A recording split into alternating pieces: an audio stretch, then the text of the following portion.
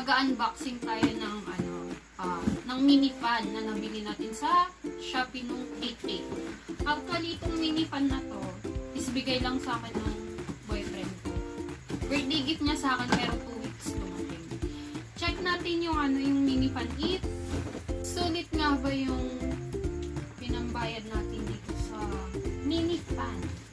Or worth it ba siyang gamitin dun sa ibinayad natin? Tara! Inside the box nga ba mga ka-YT channel? Bali nabuksan ko na ito. Bali i-review na lang natin siya kung ano yung nasa loob ng box. So ito po.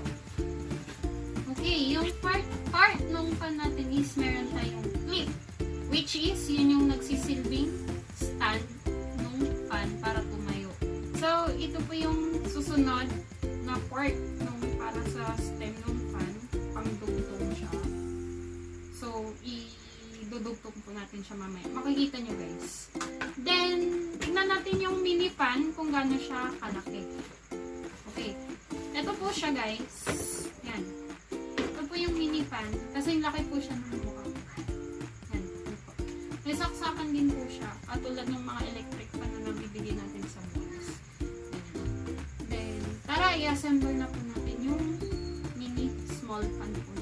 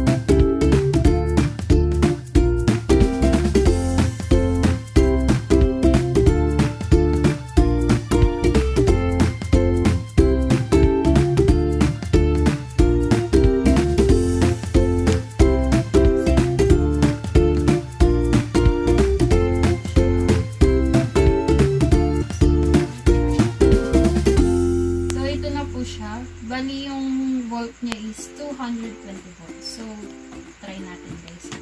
Heat natin siya. Yan. Pwede siyang ganyan. Pwede yung ganyan. Then, pwede din po siya maging stand fan para hindi mo na siya itin.